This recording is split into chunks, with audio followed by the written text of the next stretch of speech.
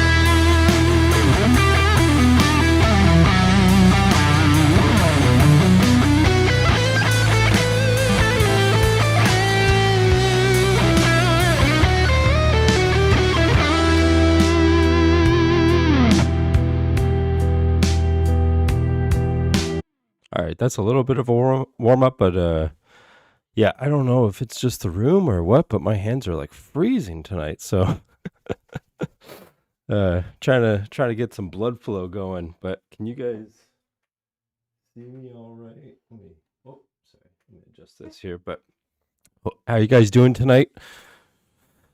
Happy Saturday evening.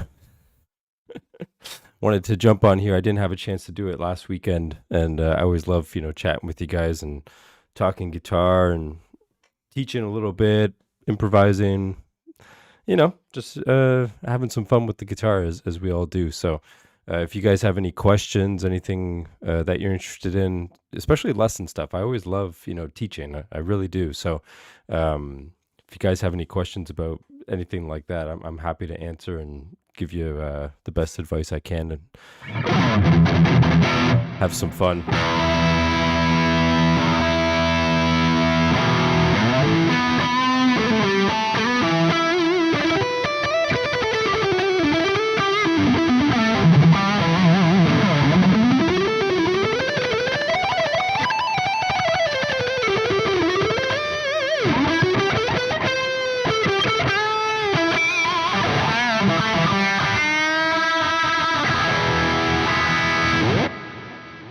All right, let's see let's see what I've missed here so far.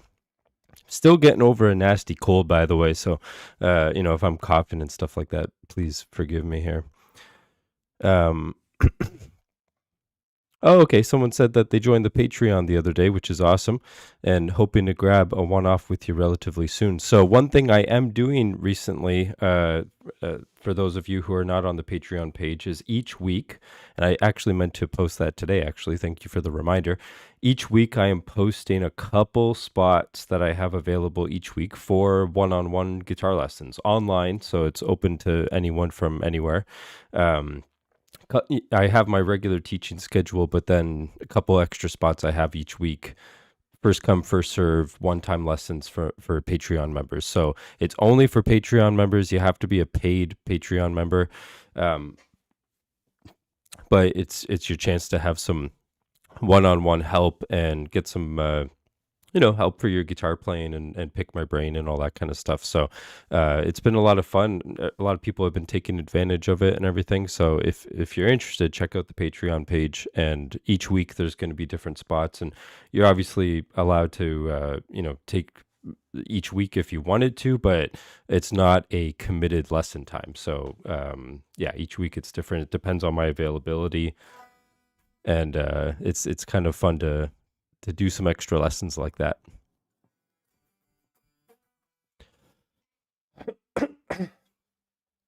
Someone said, could you recommend a good legato book or PDF? I honestly don't use a lot of books. I'm sure there are some amazing ones, and I'm sure there's some incredible players online who have books and courses and all that amazing stuff. But I do have a video from a while back on YouTube that is legato. It's like I think it's like 10-minute legato workout or 10-minute legato warm up or something like that. And you should check that out because that really does take you through a good legato practice routine. And then of course, again, on the Patreon page, I post weekly lesson videos. So there's definitely some more legato stuff on there for sure. But check out that video on YouTube and it should help you kind of understand the fundamentals of legato technique and how to work on it.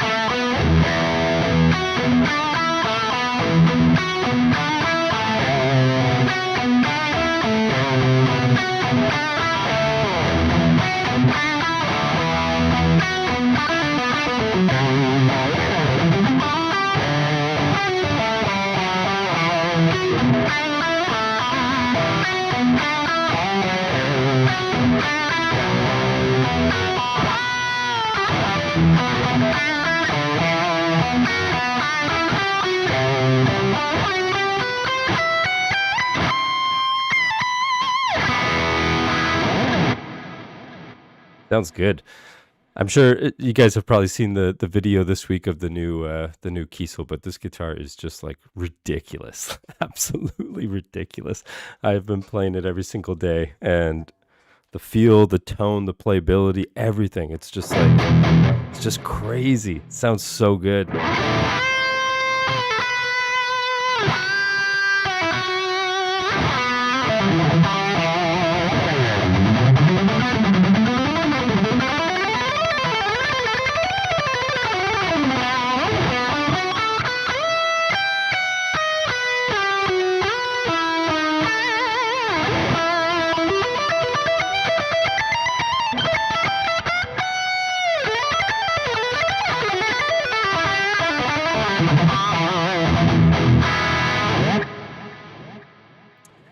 The neck profile is just their standard neck profile. I've never tried their thinner neck profile. Their necks are already really thin to me. Not like really thin, like crazy thin, but just like thin enough. Um, I like the neck profile a lot. It feels good. I would actually be kind of interested to try their thicker neck profile actually and see what that feels like. I If I'm not mistaken, it's just a tiny bit thicker, but it would be interesting to see how that feels. But they don't offer it on all models, so you'd have to get one that you can get that built.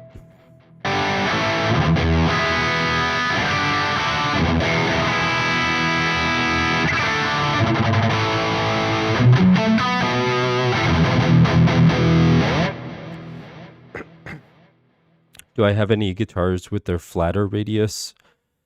My A2 would be the flattest technically, but it's a compound radius. It goes 12 to 16. So it's 16 up here, 12 down here.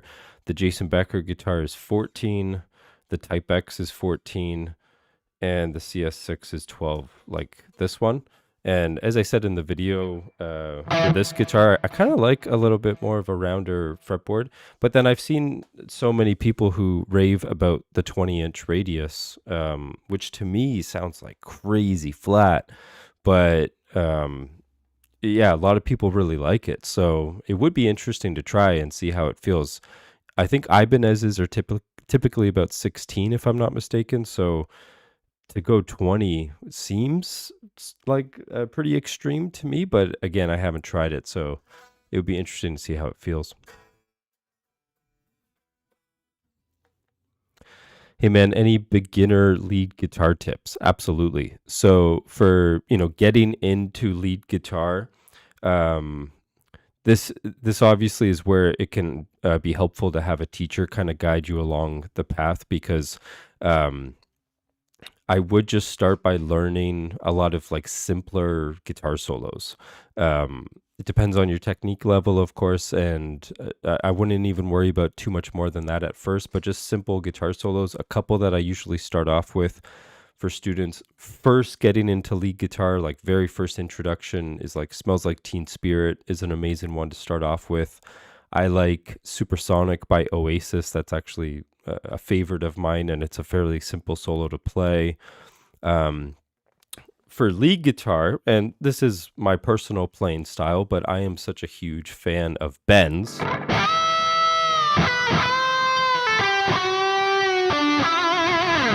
Bending and vibrato, to me, in my opinion, gives the guitar all its expression. So that is what makes the electric guitar the most expressive instrument out there. It is, absolutely, because of the bending and vibrato and the manipulation you can do to the notes. You can't sit at a piano or play a trumpet or something and take a note and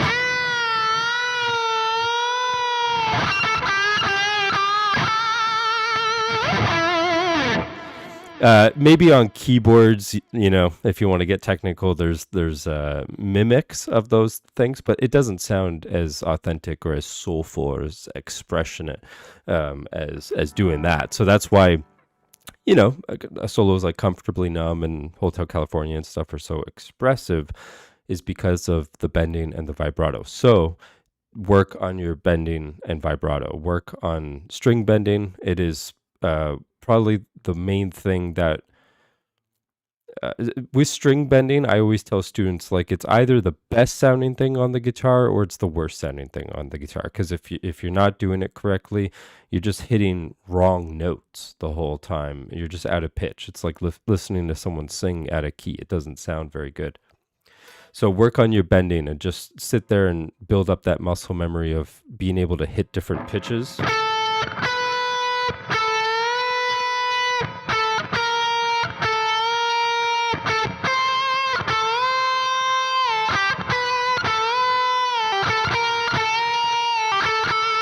And just work on your bending on all different strings, all different parts of the fretboard, of being able to hit the pitch that you're looking for. And that will make your playing, even if it's simpler and it's not fast and all that stuff, which doesn't matter, it will make your playing sound so much better if your bending is in tune. So work on that a lot. Right now, I'm playing through a plugin just late at night for the stream and everything. It's much easier. I'm using the Soldano plugin from Neural DSP. But for a lot of my videos, I mic the Victory amp behind me, which I always love if I'm able to do that for a video. Absolutely.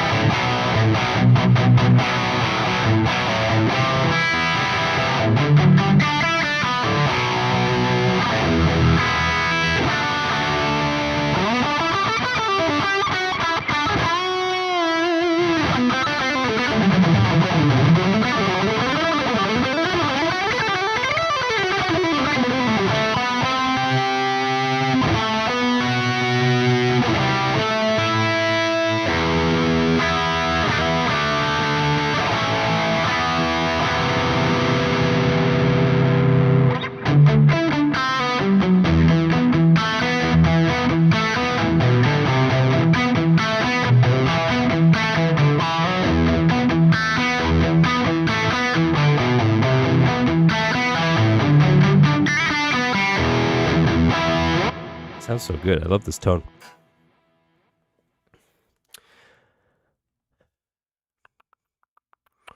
I suppose I have an interesting question. Do you enjoy a stiff pick, light picking, or a soft pick, harder picking? It's a good question. I was actually going over this with a student the other day because, it's one of those things where after you play for so long, there's so much of your technique that you just don't think about on a regular basis. So then when students ask,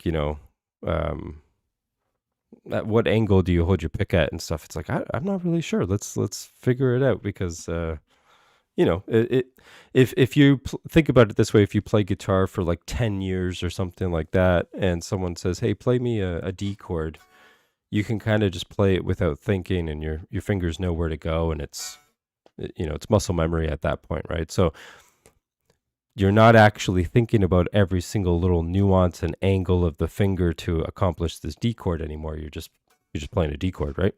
So with a lot of technique when it comes to picking and stuff like that, it's kind of like that. To answer your question, I honestly don't really know. I don't use super thick picks as much anymore. I think this one I'm using is 1.5. And a lot of times I would use like 1 millimeter, sometimes even a little bit under. I kind of like the tone better from those picks. You guys have probably seen these, but these are the Bog Street picks that I really love. I'm excited to announce this month that I'm partnering up with them and working with them, which is exciting because I love these things so much. We're actually going to do a fun contest this month. But yeah, they're not, you can get ones that are crazy thick, but this one's not crazy thick. And it allows your hand to stay like super relaxed. So then, just keep it kind of relaxed. But I don't use a super crazy thick pick. And I don't think I'm, picking that hard. One thing I would say though is like if this is the string, like you don't want to put the pick too deep into the string, right? Where you're like, fighting your way through it the whole time. So trying to keep it, sorry, I'm knocking the mic here, but it's trying to keep it, just kind of around the tip of the string.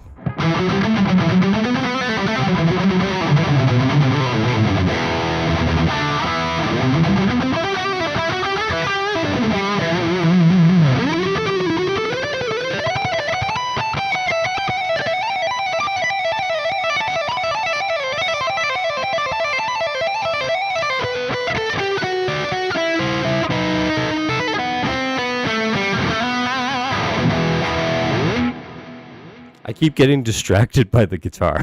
I keep getting distracted by how fun this thing is to play. What is my favorite Children of Bodom album? Nice. When I was a teenager, I went through a huge Children of Bodom phase, and I was actually just talking about Alexi Laiho today and saying that he's probably near the top of my list for incredible metal guitar players, and especially into the more extreme metal. Like he's just unbelievable. He's got that fiery passion in his playing that I absolutely love. The album that got me into Children of Bodom was Hate Crew Death Roll. Is that what it's called? With like 6-pounder, just brutally heavy riffs. Angels Don't Kill, I think that's what it's called. And is that the one with Kiss in the Shadows? No, I think that's a different one. But yeah, that album is awesome. I love that album. And then I got into the Follow the Reaper. It makes me laugh out loud when I hear that song where he quotes Mozart.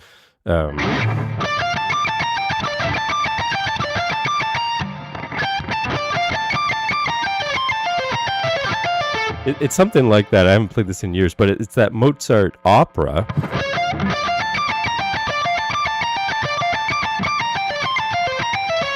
It's Queen of the Night, if I'm not mistaken. And when I heard that the first time in a Children of Bodom song, I was like, oh my God, that's hilarious that Alexi's playing Mozart.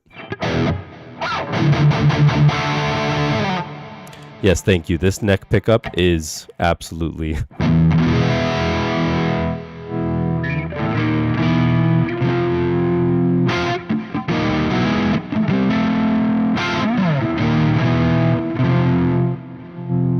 Trying to clean it up.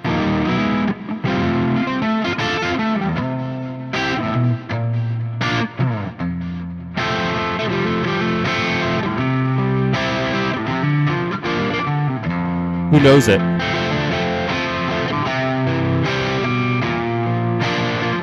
Someone has to get it.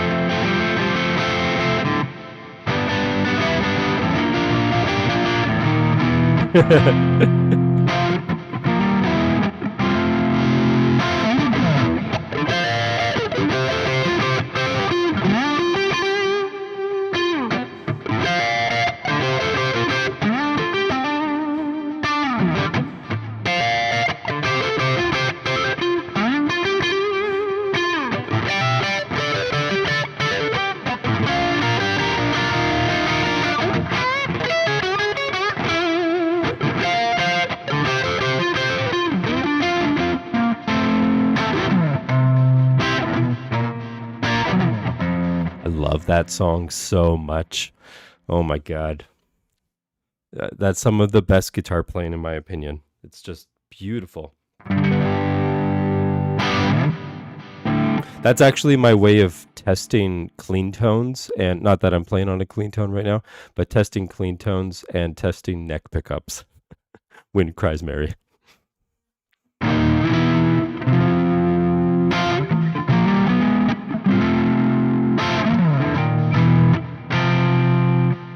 I hope I don't get a copyright strike for that. I really hope. But it's worth it if it's Hendrix.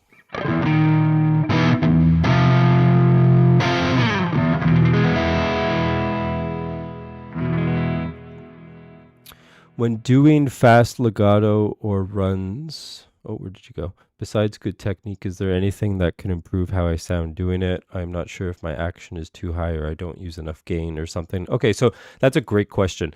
Now, the action on your guitar, it is personal preference. Some guitar players play with slightly higher action on purpose, like Yngwie Malmsteen does that. I even heard Paul Gilbert say that recently. obviously the lower the action on the guitar, which is for those of you who don't know this, the height of the string from the fretboard, the easier the guitar is going to be to play. So that's why having a really good setup on your guitar is really important and critical, because it just makes the guitar play the way it's supposed to. But personal preference. So some people go like as low as possible, and then some people like it higher than that. So setup, action. Make sure your guitar is set up nice. Yeah, don't make it harder for yourself than you have to. Now with the gain, the gain will help when it comes to having the note heard nice and clear. Gain will also make some things harder, where it will make all noises on the guitar easier to hear. If I turn up my guitar and I just lightly, I think actually there's a bit of a noise gate on this plugin, but if I just tap the guitar, tons of noise, right? So with high gain, that's where the muting becomes really important, and trying to get rid of all that noise. But it makes it easier.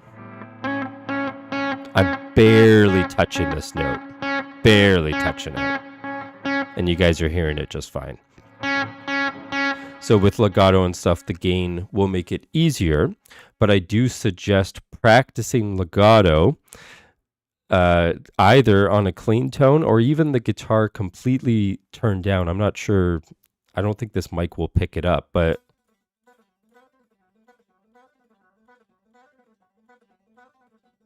can you guys hear that? This mic is a directional mic, so it probably is not picking that up. But if your legato is nice and loud, unplugged, then you have good legato technique. So actually practice it unplugged as well, just to really test how hard you're hitting the strings. And then obviously with the gain, it will just sound even better. Right?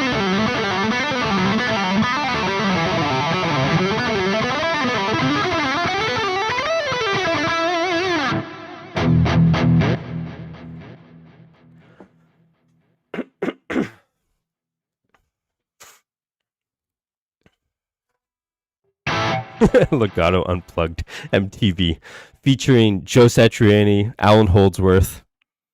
Darn, I'm not prepared for this joke. Who else?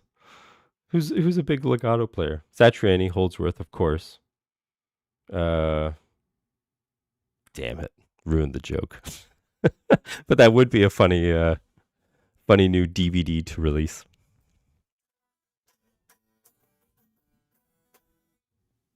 Yeah, Eddie has great legato. Eddie, definitely. Yeah.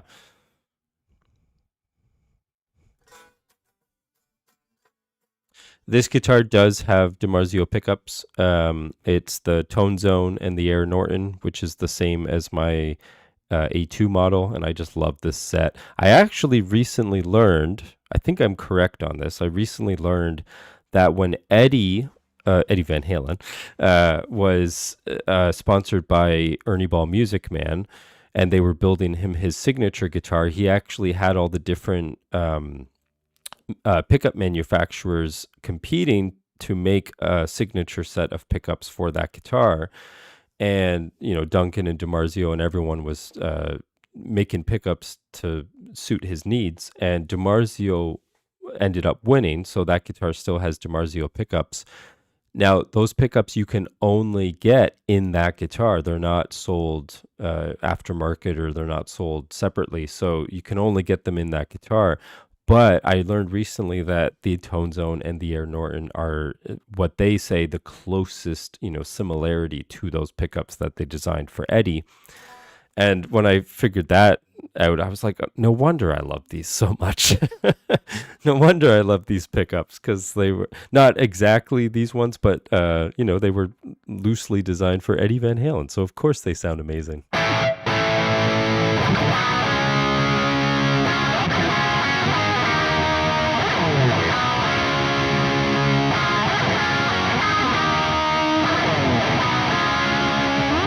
It just has that,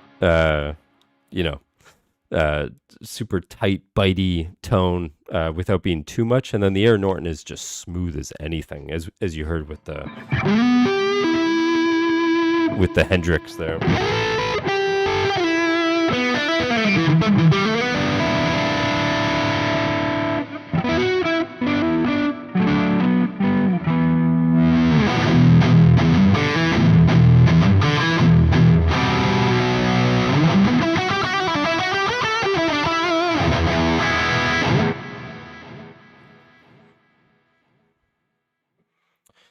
Man, see, comments like that, Tyler Hamilton, I appreciate that so much, more than you know. He said your picking exercises helped bring me back into playing. Honestly, uh, whenever I get comments like that, that either I inspire people to practice the guitar more or get back into it for the first time or anything like that, that means so much to me. So thank you, and I'm glad it was helpful. And I just those are my favorite comments to get. I absolutely love hearing that. So I really do appreciate that.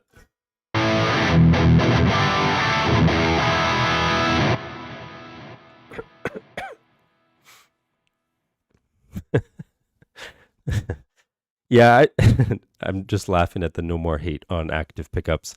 I have no opinions on active pickups. I've never owned a guitar that has active pickups. Now, in my understanding, active pickups are more for like metal. I could be wrong. Correct me if I'm wrong. But you know, you're getting that super high output. So usually I'm going for a pickup that's a little more versatile, like just that I want it to be able to do kind of anything and everything. Personal opinion, just what I like, but I have nothing against active pickups, but I've never owned a guitar that has them. Oh, sorry, guys.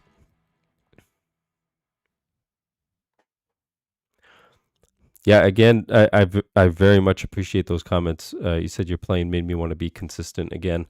That it's yeah, it's so nice to hear that, and yeah, that's a huge motivating factor for me to just, you know, every day work on new content, new lessons, and just keep working hard at this because it's so rewarding to hear that. So I really appreciate that. I don't want to be missing some questions here. Now, here's a great question. Tell us about how you gained sponsors and how that process works with building relationships on everything between getting free gear and contracts. Absolutely great question. I don't know if a lot of people on YouTube talk about it, but I'm happy to. And I'll share, you know, some of my experiences. I've been extremely lucky to you know, have some partnerships and work with some amazing companies. Um, so where do I start with this? Um, let's use me as an example. To a brand with YouTube being over now 200,000 followers, and on TikTok I'm just super close to 300,000 followers. That means a lot more to a brand than my actual playing does. Now you could argue whether that's good or bad and all that kind of stuff, but if I play a certain way and I have 5,000 subscribers, and or if I play a certain way and you have you know, 500,000 subscribers, the brands are much more interested in you at the 500,000 or the, you know, the higher numbers, just because you're gonna get their product in front of more people. So it really is just, for the most part, like some brands will join up with artists that they just love their sound and they love you know, them as an artist, and that's amazing too.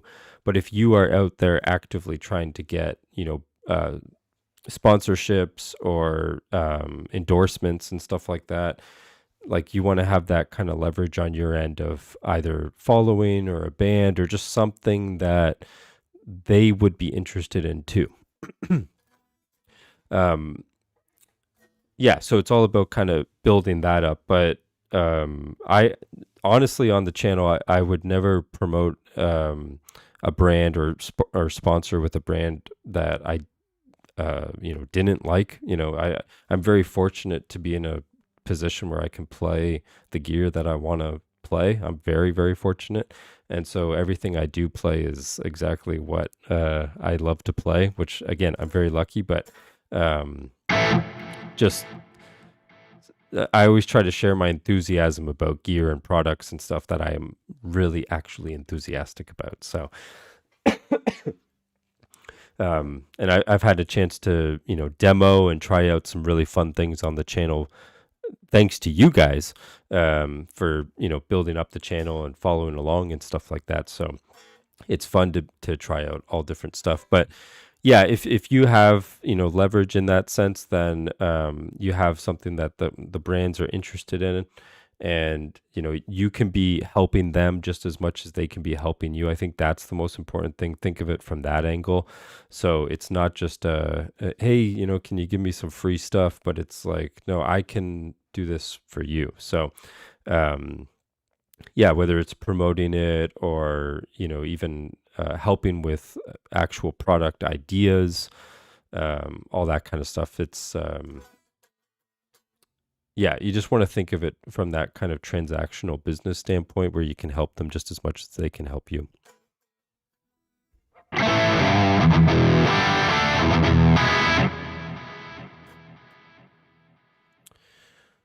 All right, what's going on here? Appreciate the talk about sponsorship, but can you address the question I already asked about why did you sponsor Zager? Zager? And why did you remove that content? Oh, okay. I didn't sponsor Zager at all. They messaged me saying, "Hey, can we send you a guitar and to see what you think?" And with a lot of products like that, I insist that we give away a guitar. So anytime I do giveaways, it's me requesting that the company gives away a guitar. So Zager sent me an acoustic guitar to check out, and then we ran a contest for someone to win a free acoustic guitar.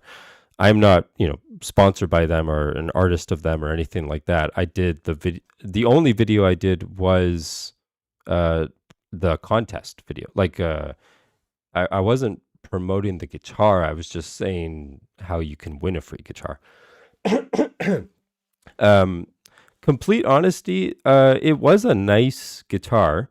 Not for the price that they charge. Their prices are very high. It was nice. It was a nice acoustic. I actually gave it to my grandfather.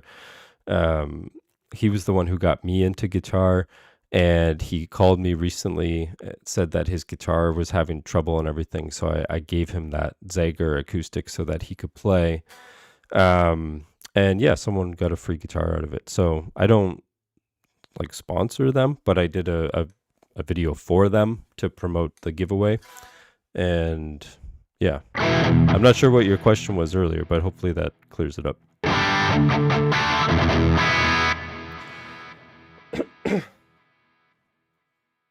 Oh man, someone here is Jordan saying that he wants to play Tender Surrender. Yeah, absolutely. That is yeah, what's funny is out of all the covers that I've done on my channel, that one I spent the most time on. That one I wanted to take some extra time with Tender Surrender and try to do it some justice. And yeah, like most of them I spent a certain amount of time on, and that one I took some extra time just because that song deserves it.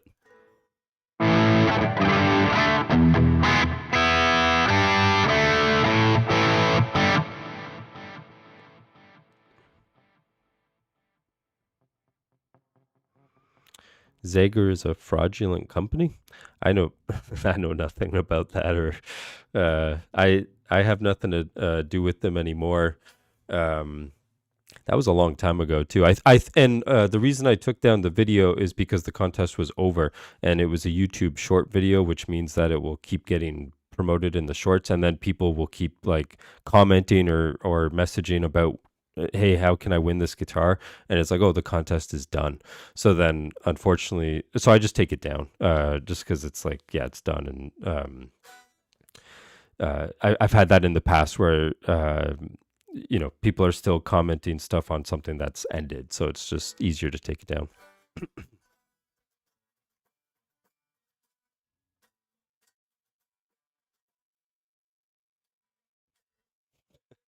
I I appreciate that, Jordan, but I respectfully disagree a lot. Very kind of you, but no. But yeah, let's get into some questions here, and any lesson questions or learning questions and stuff like that. I can always do a little bit more improv as my hands are a little more warmed up here, which is nice.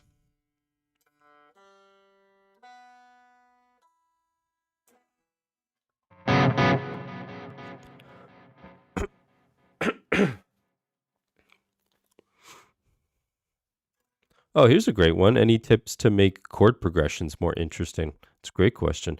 So, yeah, there's a few different ways you can do that. Let's put on a clean tone here. And it depends on the style and all that stuff as well. But yeah, so chord progressions, you can approach that from a few different angles.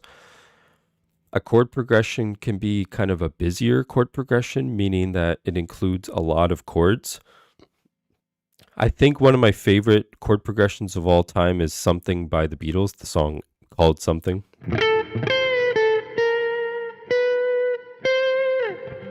Because I'd have to actually count it up, but there's probably like 20 chords before it actually repeats. It's amazing how much they stuffed into a single chord progression. And it has like 3 or 4 key changes before it even repeats. It's pretty phenomenal. Another George Harrison composition. So you could have a busier chord progression where you have lots of chords, thrown into a progression, or you can also make the chords more interesting within your progression. There's lots of great sounding chord progressions that are only 2 or 3 chords. It doesn't have to be busy, but let's do a little example here. So let's say I'm doing like E minor and C.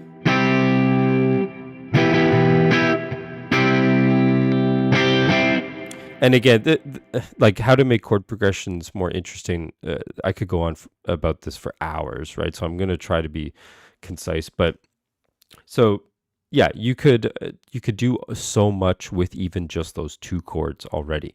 You could make them more interesting chords musically, in the sense that maybe instead of playing E minor, maybe I play E minor 7, or maybe I play E minor 9.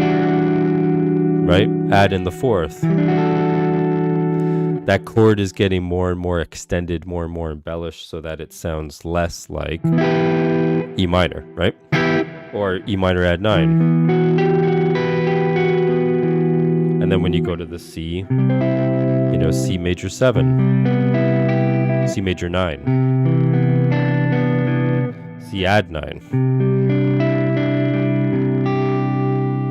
So you could make each chord more interesting as well, depending on the sound that you're going for, because again, there's nothing wrong with a basic minor chord or even a power chord.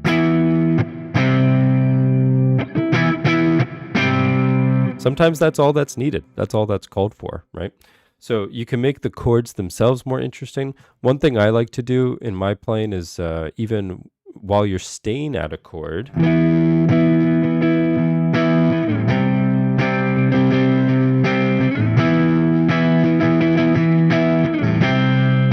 so the underlying chord progression is not changing, but I'm going to actually try to add in a bit of melody into that progression.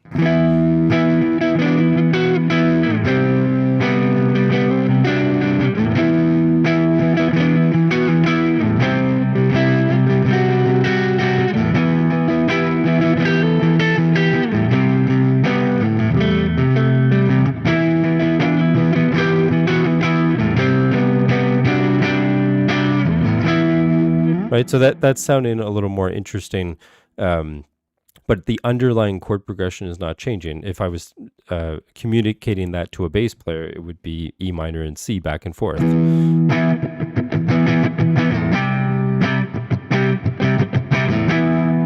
But I'm embellishing the chord progression a bit more on top of that.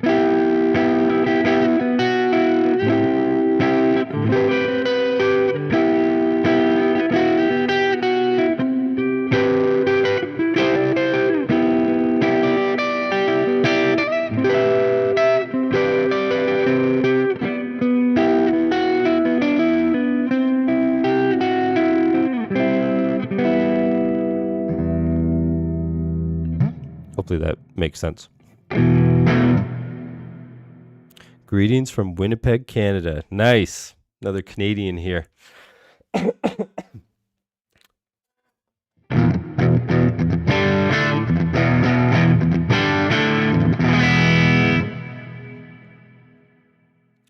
Any tips on getting hands to sync up at higher speeds for alternate picking? Yeah, absolutely. It's one thing that I'm always telling students and in lessons and videos and stuff as well is that with playing fast with like, good hand synchronization, with sweep picking, with all these techniques, I honestly think everybody can do it. Everybody can get there. It's actually all about who has the most patience to get there, because it just requires a lot of patience. So having your hands to sync up at higher speeds, it's just a lot of practice and patience of just getting it better, a little bit better each day, each week, little incremental improvements time and time again. I honestly feel like my hand synchronization is better now than it was 6 months ago. And it's definitely better than it was a year ago. And I've been playing almost my entire life. Like I've been playing for, oh my God, how many years now? Like over 25 years now. Wow, that's insane. So think about that. Playing for 20 plus years, and I would still confidently say my playing is better than it was 6 months ago, right? So that's really what you're after, and that's really what you're always going to be after, is just always little incremental improvements. It's always the same journey that everyone's on, and whether you're Guthrie Govan, who's up here, or you're getting started and you're down here, everyone's on the same journey, and everyone's trying to learn something new and get better and stuff like that. So just approach it with that kind of mentality. And then use exercises. I post a lot of those kind of musical etudes. I don't know how many of them I'd remember off the top of my head right now, but oh my God. It's funny. A lot of times when I post those videos, like the last time I've ever played them is that video. So I don't remember too many of them.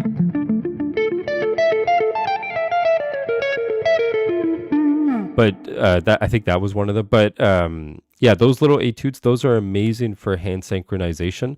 And the reason is because instead of just doing more of a static exercise, so meaning, let's say I'm doing like a 1, 2, 3, 4, 1, 2, 3, 4.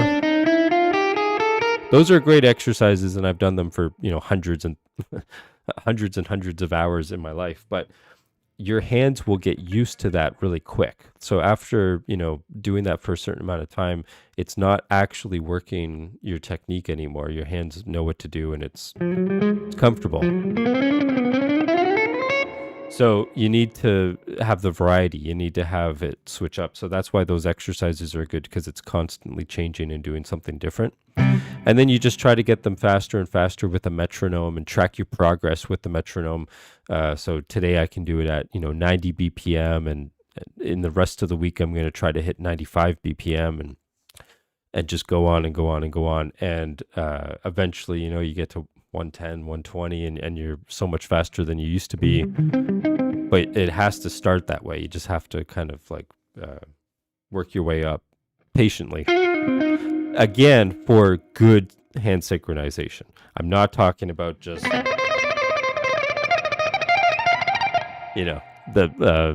there's nothing wrong with that style of playing, but that's not what I'm talking about. If you're talking about good hand synchronization, you need a lot of patience to have the hand sync up.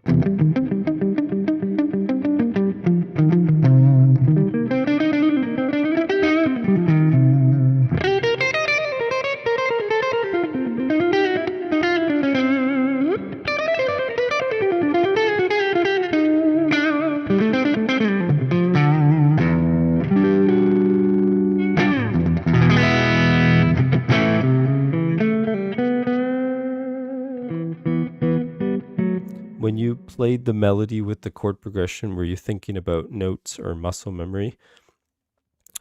Right there, I was trying out different notes within the key, not so much muscle memory. I was actually trying to do something a little bit different there. And that's also the fun of it, is just seeing what works and seeing what doesn't work and stuff. But I definitely was using the theory to know what notes are available in the key that I'm in. That's obviously helpful to know that. Even if you don't know that, that is totally fine. But you just use your ear, and when you hit sour notes, you'll hear it, right? So your ear will probably guide you to the notes in the key anyways, but it's obviously helpful if you know where they are already.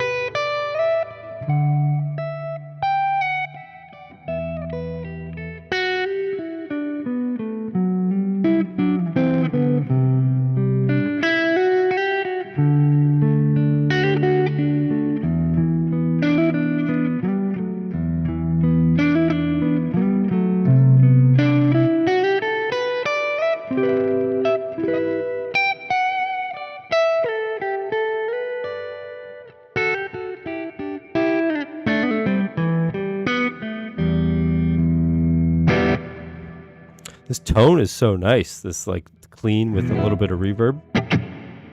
So nice.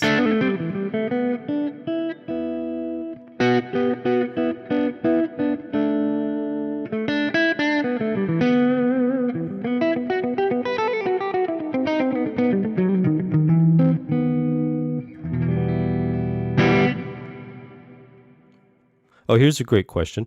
Do you picture chords and arpeggios while you're playing, or are you thinking scales? Excuse me again. I'm getting over a cold.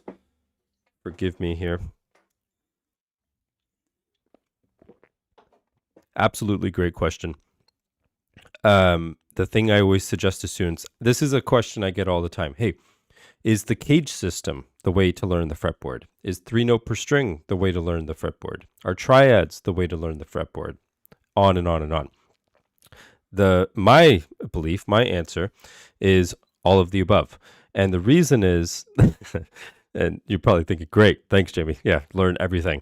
But the reason I say that is it gives you more perspectives, more approaches to use. So let's say you learn the cage system and only the cage system. That's going to have a huge influence on how you play the guitar. You are going to play things within the confines of a cage shape, a cage system, right? Now, the cage system can be great for certain things, but it can lack other things.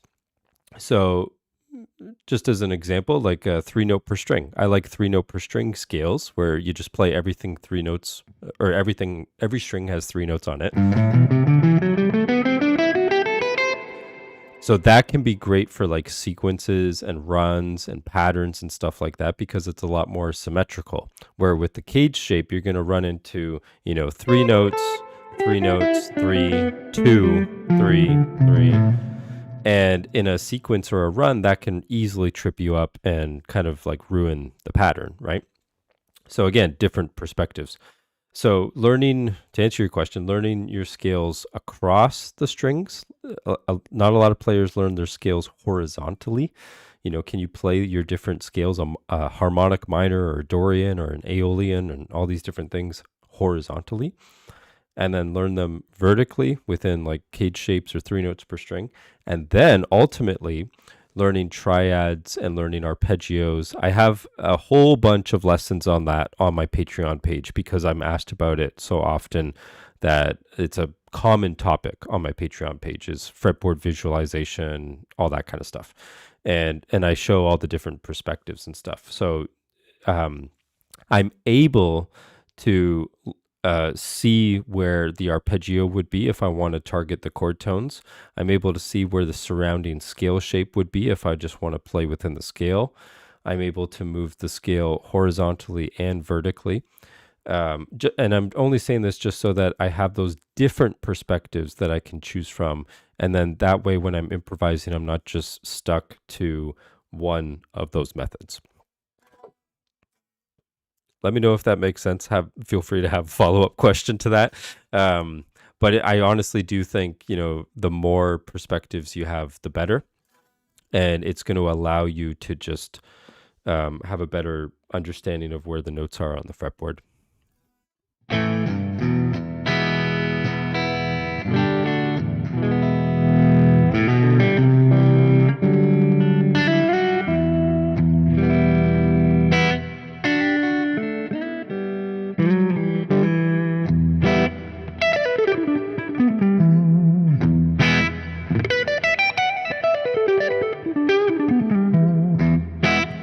Let me give you a quick little example of that. So let's say I'm playing like a minor scale.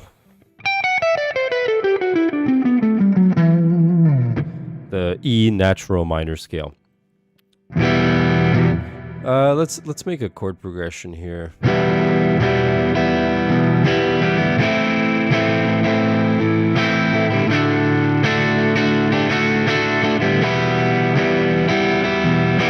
If I just play within the scale, it's not a bad approach at all, but if I just play in the scale.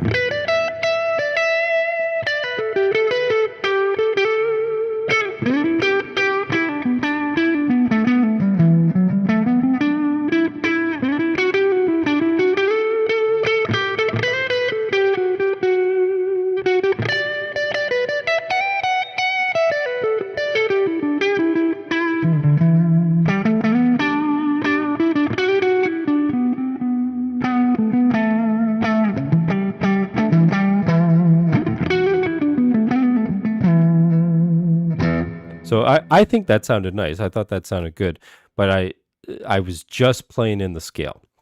Now if I take this chord progression,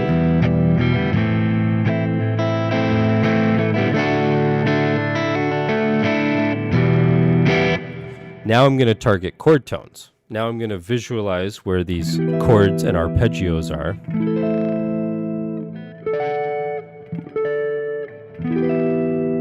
And just let's see if it sounds any different.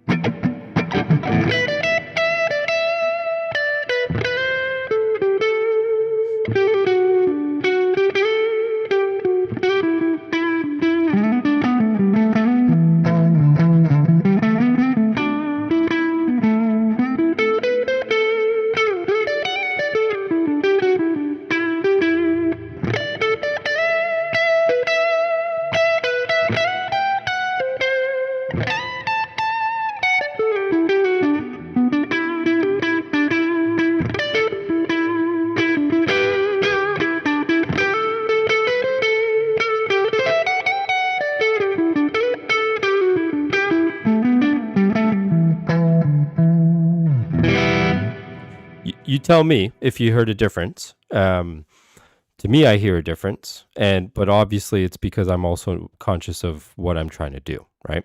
But you might hear more of the chords outlined in that second half because I'm kind of outlining those arpeggios and chords. So again, it's good to have those different perspectives that you can draw from so that you have that wider vocabulary.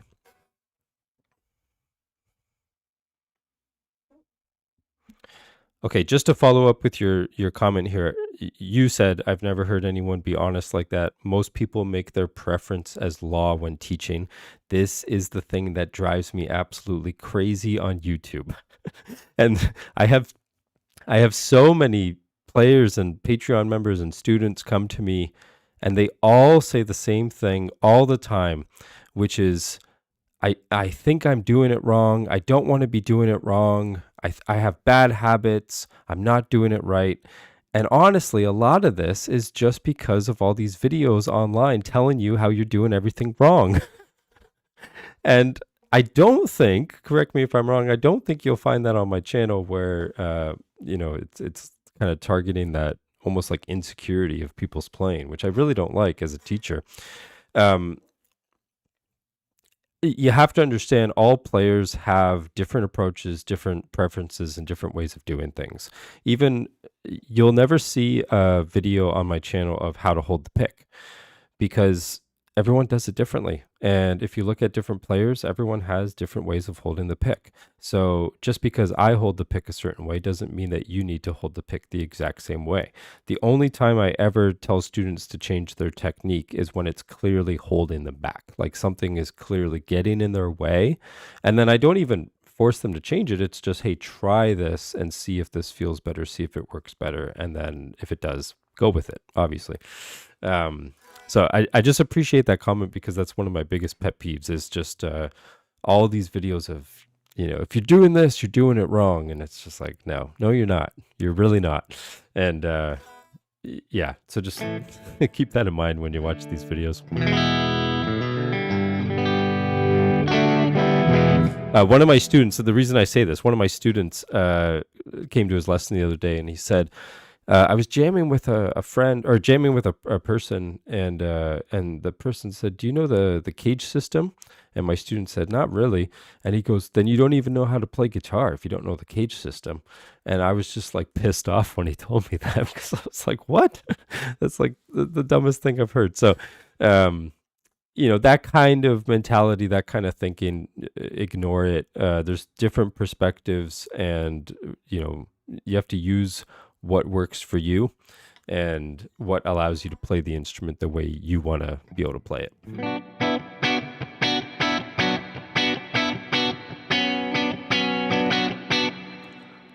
Bubba, thank you. That's extremely generous. You don't have to do that. I'm happy to answer questions and stuff like that. So definitely don't feel like you have to do that.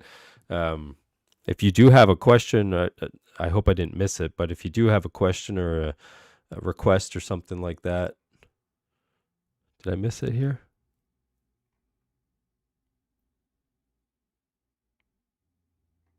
That's very generous of you. So thank you. And seriously, you don't have to do that.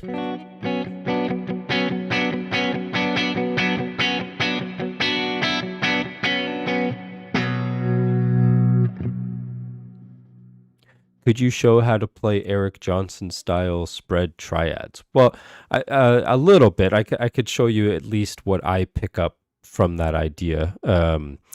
Obviously, no one's as good as Eric Johnson. That guy's in a league of his own.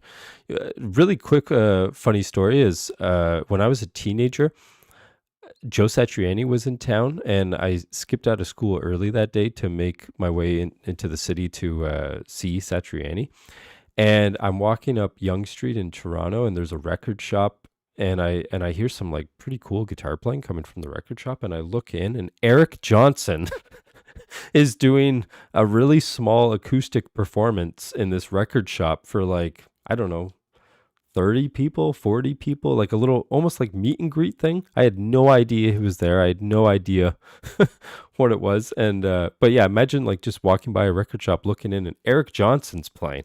So obviously went in, had a chance to just take a picture with him and stuff like that. But yeah, that guy's he's very underrated in the sense of how good he actually is versus like how often his name is brought up in conversation of great guitar players.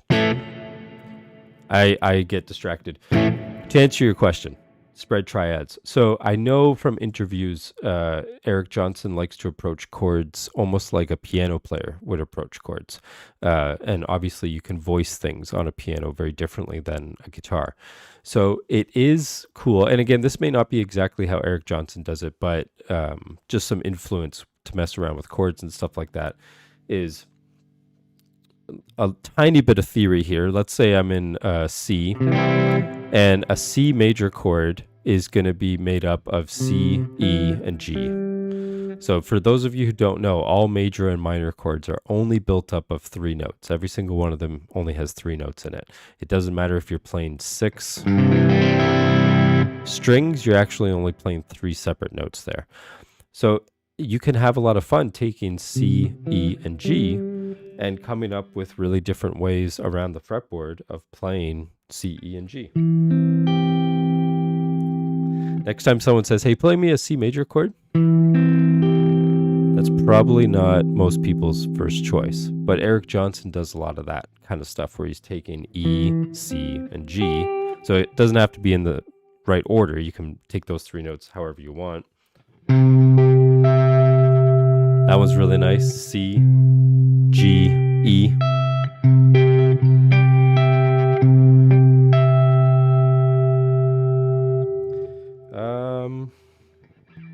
How else would I do it?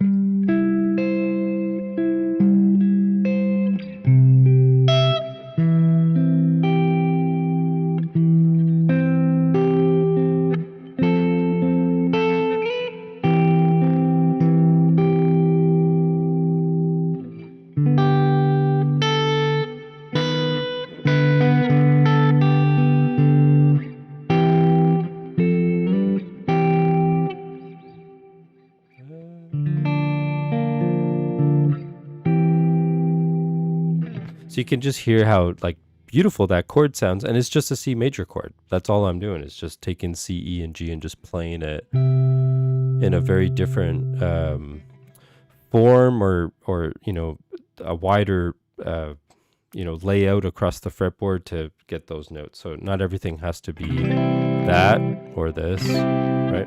Nothing wrong with those chords, of course, but just play around with them and come up with different ways of doing things.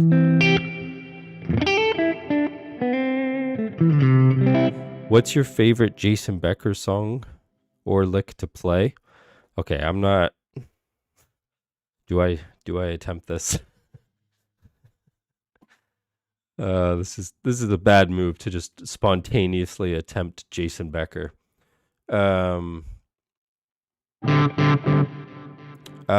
There's a couple that I like to play around with a little bit. I was playing around with altitudes the other day a little bit, but I don't know if I'd remember it well enough to do it right now. Perpetual Burn is always one of my favorites, and I like the picking part. A great technical exercise, is playing the... Let me know if you know it.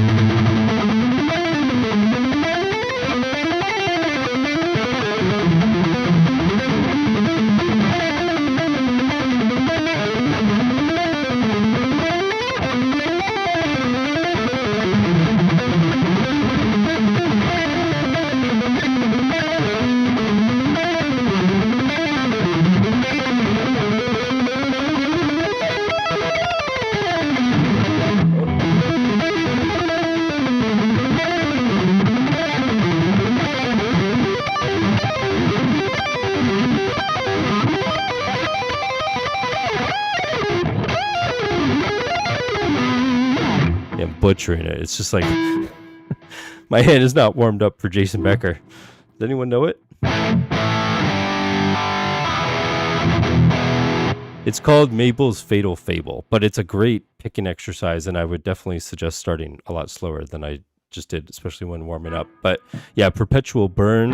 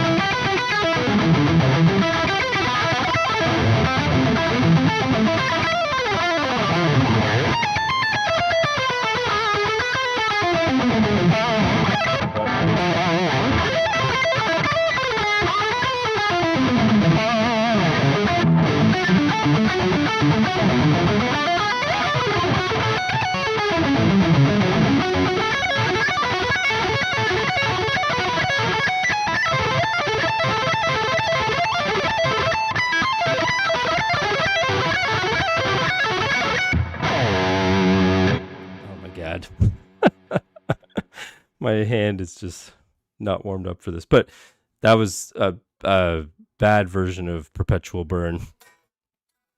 Damn, should have warmed up. But yeah, I love his music, obviously, and Jason Becker is absolute king.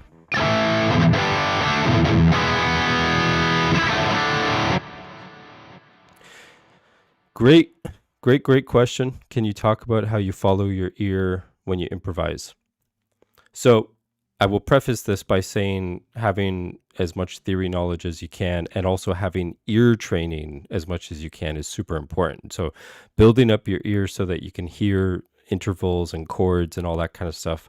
The reason you do that is so that when you're improvising, if you kind of like hear where you want it to go, then you have a good idea as to how to get that sound and which notes to play and stuff.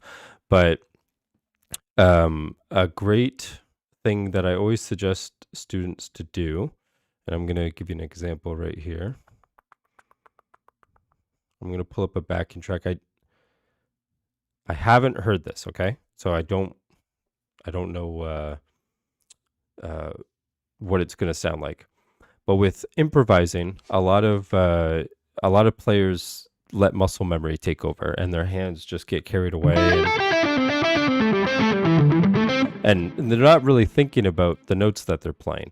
And that's not always a bad thing, but it's a really good exercise to play a note and don't move from that note until your ear kind of guides you to where you want it to be. So, until you actually hear what you want the next note to be, don't move from that note. It's a really good exercise in kind of discipline when improvising to not let the fingers take over and just do their own thing. Let's try it.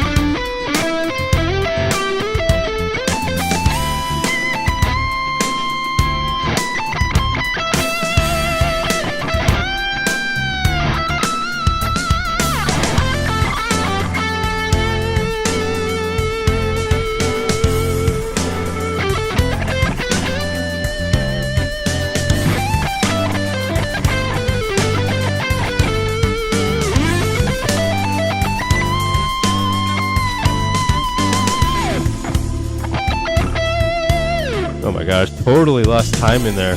I don't know what. I'd have to listen to that again and figure that out ahead of time.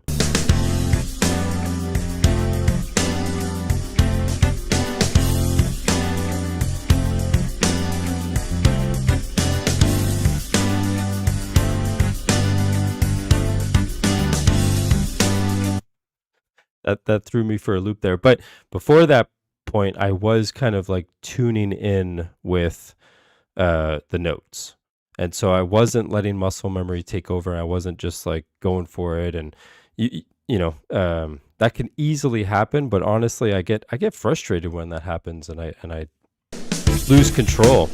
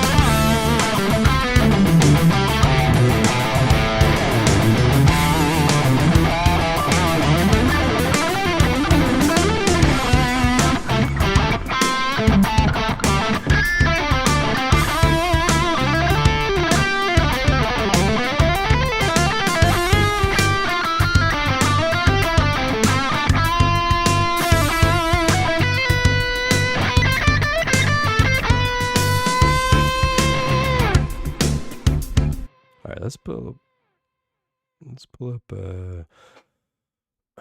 Let's see what this one's like. This will be better for what I'm talking about. Your ear can guide you through this one a bit better with the chords. Let's try it out.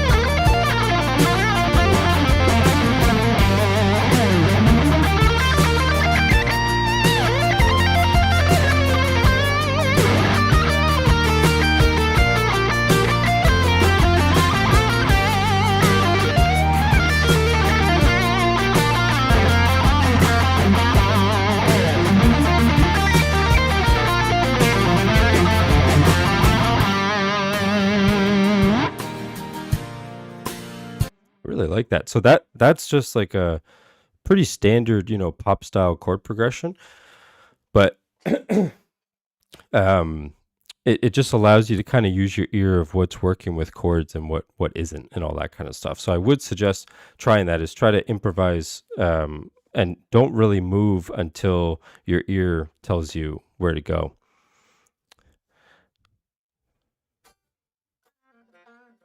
Oh man, you guys you guys are being very generous here with the super chats. You don't have to do that. I appreciate it. Did I miss somebody? But yeah, you don't have to do that. But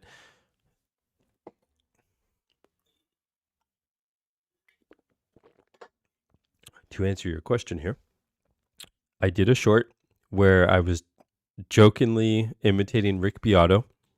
I'm glad you say it that way. If you if you notice, that video's not live anymore, and the reason I did, some people were taking it a little too seriously. I love Rick Beato. I think his channel is one of the best music channels on YouTube. I watch all his videos and stuff. It was supposed to be just like a lighthearted kind of poke fun, and some people were like, using it for an opportunity to just like hate. And I was like, all right, let's let's get rid of that, just because I don't want people to take the joke the wrong way. But to answer your question, I played a little segment there. I don't think I'd remember what I was doing, but I can't explain what I was. So in the video, I say, here's something you could do with triads. Let's say you have an A major 7.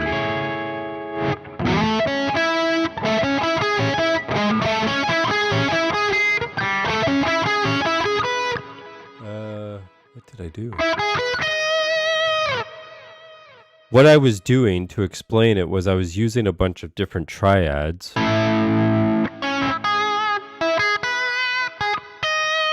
That might have been it.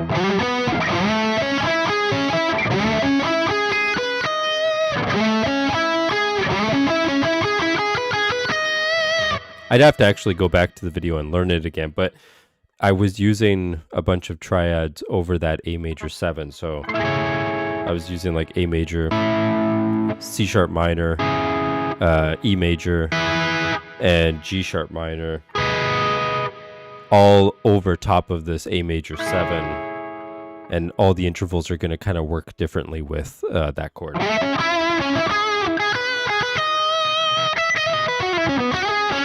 That was the thinking. And then there's just a little bit of a scale sequence and stuff like that. But that was the thinking of using triads over a chord, is not always the triad that is actually the chord. So meaning like using an E major triad over an A major 7 chord. They seem somewhat opposite, but it can get you some really interesting tones and harmonies and intervals.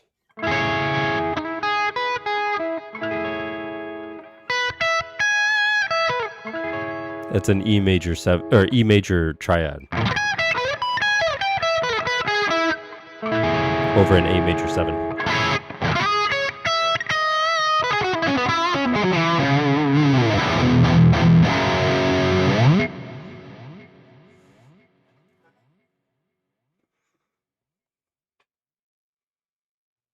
Oh, that's a really good question, Connor. How much of your soloing chops is applied theory in the moment versus licks you've memorized through every key?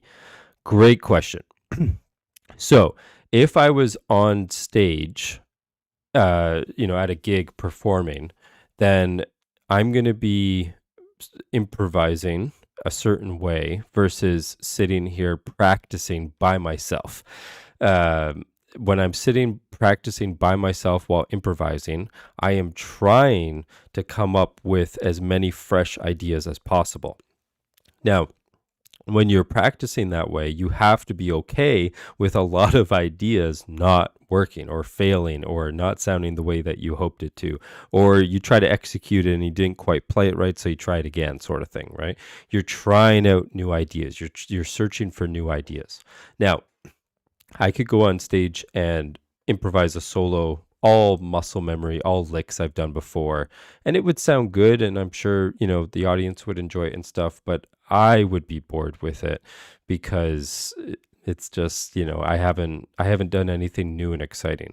So, and the reason I'm saying this is when I'm improvising, even here with you guys, when I'm improvising here, I am trying all new things. I'm trying to try all new things. I'm trying to come up with new ideas. And when I'm even recording like improvised solos that I've posted on YouTube, like to me, there's some things in there that are kind of, I don't know if I'd say mistakes, but just like, it's not perfect. But it's not really meant to be, and to me it's more exciting when it's not, because you're going to capture more of an authentic, genuine, in the moment sound, if that makes sense. So that's what I would suggest doing, is like, if I were to improvise for you and I want it to be super polished, then I'm just not going to take as many risks and chances in my playing. But if I'm practicing improvisation, I'm taking like all risks, all chances, and seeing what sticks and trying to polish up those new ideas.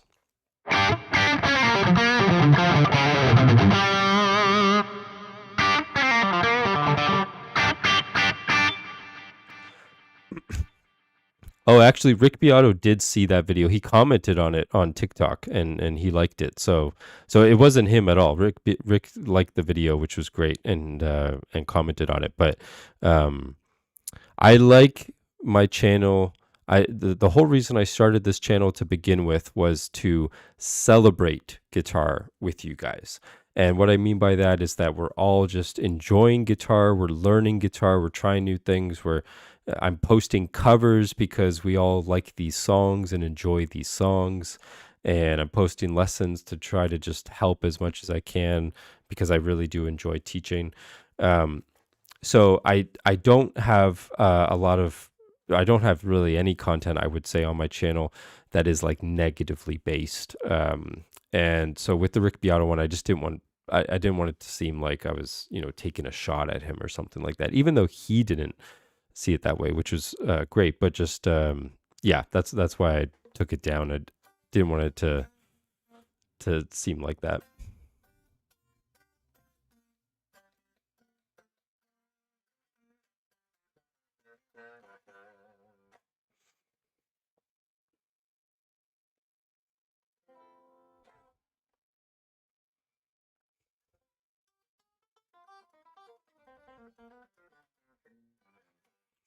Some tips on starting with ear training, and I will answer that, of course. I do have to run in a few minutes here, guys, so if you have any quick questions before we wrap it up, I'm happy to answer as many as I can.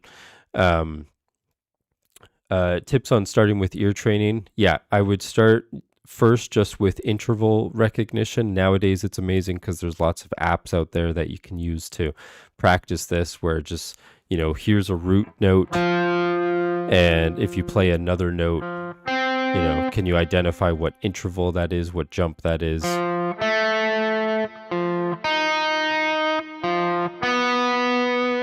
And get your ear tuned in to being able to hear those intervals. And then you would want to get into, chords and scales, trying to identify the sound of a scale. Can you hear that versus... And can you know what it is? Can you know the difference, right?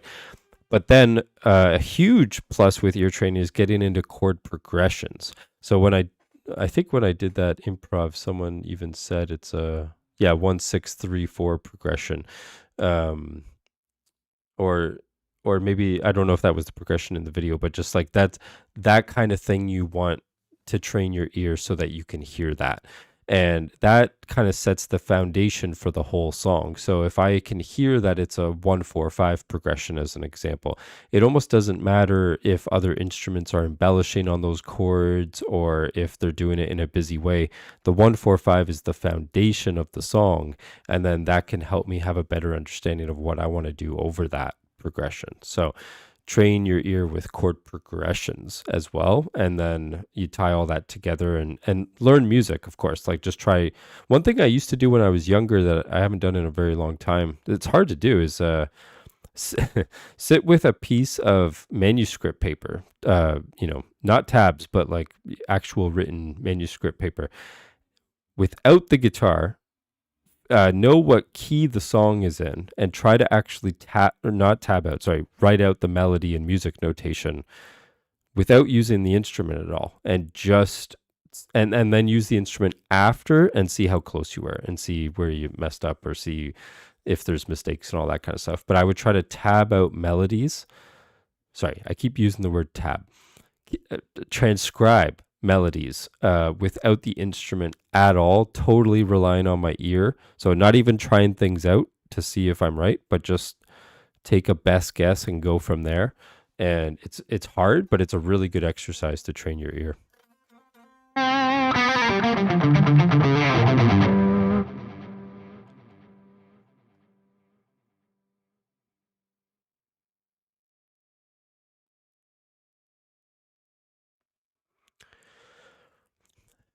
Um, yeah, so you said, hey, dude, this question might be obnoxious, but can you break down everything I would have to learn to understand the guitar in the way that you do? Triads, patterns, break down the roadmap. So, as I said earlier in the stream, the more perspectives, the better. So learn triads, learn 3 note per string, learn cage system, learn so here's an interesting thing is when a lot of guitar tutorial videos pop up on my YouTube channel, I still am always checking them out to just see what those people say. So let's say it is the cage system or circle of fifths or, pentatonic shapes or whatever it is, something that I would say I'm fairly confident that I understand, I still want to just see how they're approaching it. I want to see how they're using it. I want to see how they're explaining it. And most of the time, it's like, oh, that's an interesting way of looking at it, or that's a different way of using it, or that's, that's interesting. I like how that person does that, right? So, yeah, the more perspectives, the better. So, also learning people's music is huge. So, you know, if you learn a Jimi Hendrix piece, or you learn a John Petrucci piece, or you learn, like, you're going to be learning totally different approaches when it comes to music and theory and all that kind of stuff. So just honestly, the more the better, and never stop learning either. Like, it wouldn't be fun if you had nothing left to learn. So just, yeah, keep trying to learn as much as you can. I do have to run in a couple minutes here, but let's do a couple more questions here.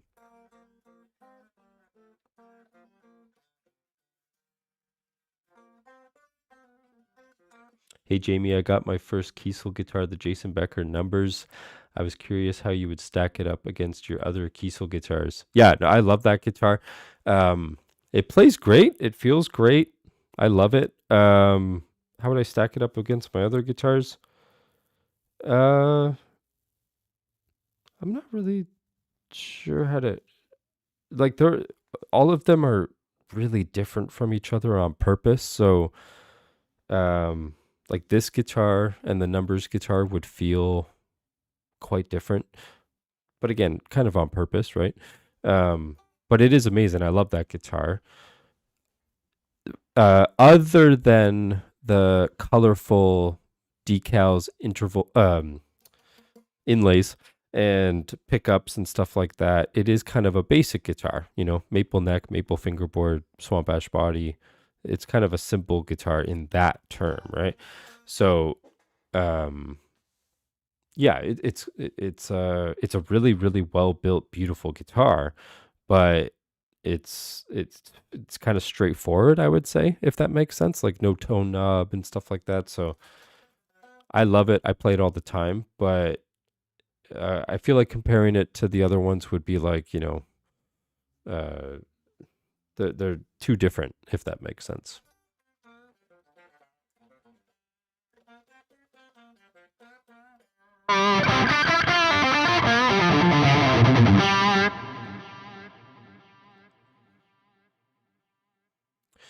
Great question. Man, I've been really trying to keep practice consistent for the past few months. How do you keep that motivation?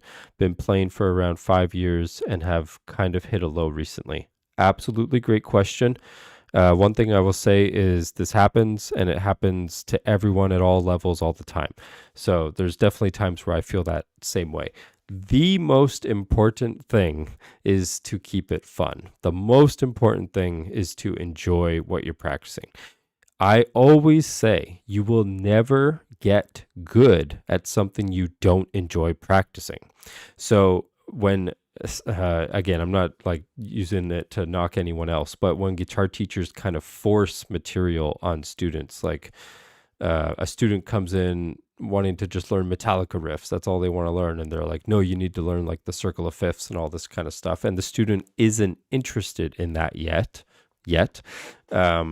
Then it's pointless to go over that, because until the student is interested in that, or you can kind of pique their interest into that kind of stuff, then they're not going to retain it. They're not going to care. They're not going to practice it because they're not interested, right? So it has to be fun. Practice what you find fun.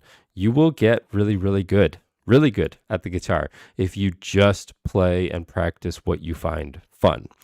And it will just naturally, for most people, it's like they get to a certain level where their curiosity starts to kick in. And it's like, well, why do those notes sound so good? Why does that chord sound so good? Why do those two chords sound so good together? Or why did he play those notes over that chord, or whatever, right? And then it starts to pique your interest into some theory, or into some understanding the fundamentals, or even developing your technique. You're playing something here, and now you try a solo that's like just here, and now you got to build up your technique to be able to do that, right? So Again, like these exercises, they may not seem all that fun by themselves, but if you see it as a way, like a path to get to a goal where you can play stuff that you enjoy that you haven't been able to play, then all of a sudden those exercises are a lot of fun because it's getting you somewhere, right? So keep it fun, first and foremost. Just keep it fun. Learn a lot of music. Try to learn songs start to finish. A lot of guitar players don't do that, where like just pick fun songs, and a lot of the times it's a lot easier, or a lot of times it's easier than it, or it's harder than it sounds, is what I'm trying to say. This is how you can tell it's getting late, is can't think. So what I mean is, like, even for a lot of guitar players, like playing a Green Day song start to finish really solid, in time, correct notes, all that kind of stuff, is harder than it seems, right? Like the song Holiday.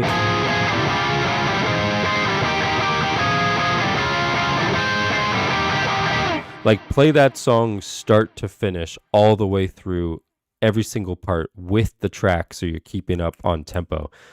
It's harder than it sounds for most players. So keep it fun, learn some fun music, and just don't feel like there's this oh, I should be practicing this. I should be practicing this. Just play and practice what you enjoy, and you will get there. Trust me.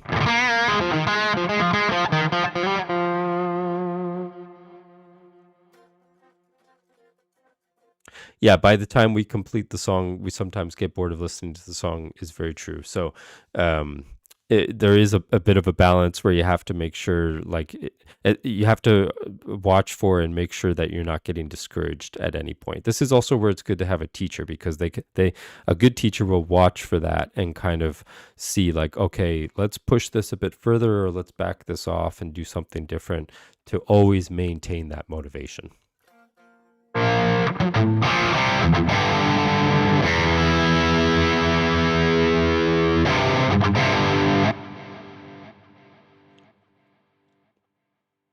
All right, guys, I do have to run in a minute here. Let's see if we got maybe 2 more questions.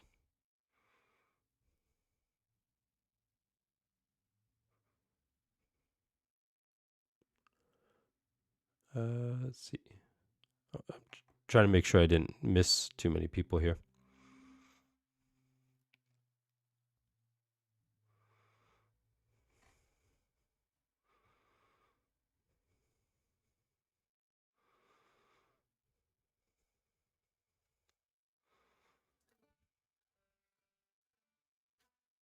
Not a teaching question, but this is an honest opinion. Best tremolo system, honest opinion, is this one, the Kiesel hip shot tremolo. At least the best one I've played. After using this on the A2 guitar, I will not get a guitar with a Floyd Rose.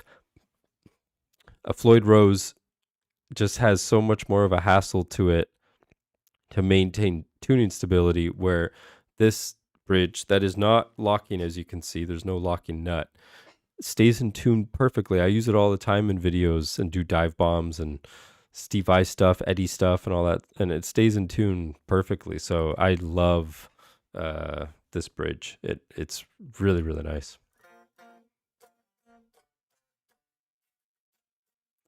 Uh, Someone's asking, I do lessons, but currently I only offer lessons periodically through my Patreon page. So there are occasions where you can sign up for one-on-one lessons with me, but it's only through my Patreon page um, that's available.